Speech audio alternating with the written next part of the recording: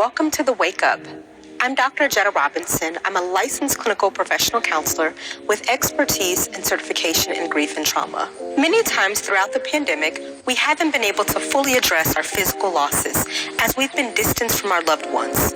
We also might find ourselves contending with the societal norm to pull it together and get back to work and not be a burden on others, therefore minimizing our pain. Today I'll be talking about how you can support someone experiencing grief. I'll also share how important it can be to the griever to bear witness to their loss and extend compassion to them in even the smallest of gestures. Let's get started.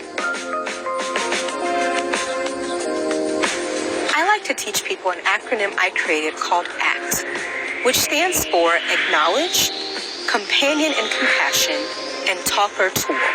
This model serves to help folks understand how they can be a support in a griever's journey. So the A for acknowledge the reality of the loss. Sometimes people think, I don't want to mention it because I don't want to upset them.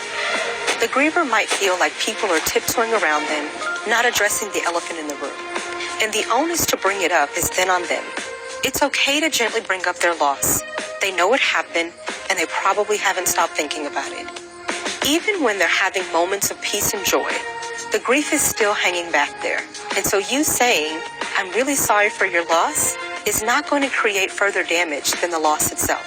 Now let's be clear on something. We do not need to know how the loss occurred. It's not necessary to know the details, and quite frankly, it doesn't change the loss or its impact.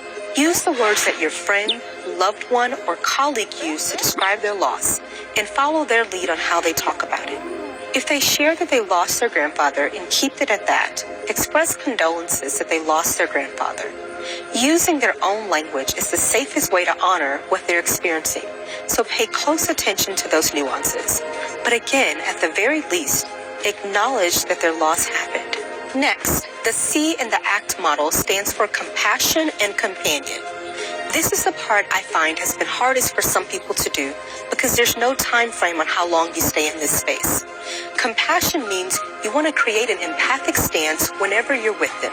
You might see them being busy all the time or overextending, so you may need to give them the grace they don't have for themselves. They might express feelings of guilt, which often accompanies grief, with thoughts of what they should have or could have done or said differently. Remind them that while these are gaps we may never fill, we can focus on practicing self-forgiveness. And no matter where they are along the way, remind them that their grief journey is unique, however it is expressed, and that there is no right or wrong way or a time cap to grief.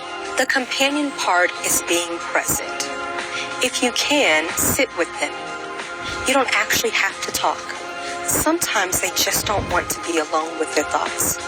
Being present might also look like bringing over food to make sure they're eating, or bringing over something that they enjoy like a board game or some music to put on. In essence, the companion stance means not moving them. So if they happen to be sad one day, allow them to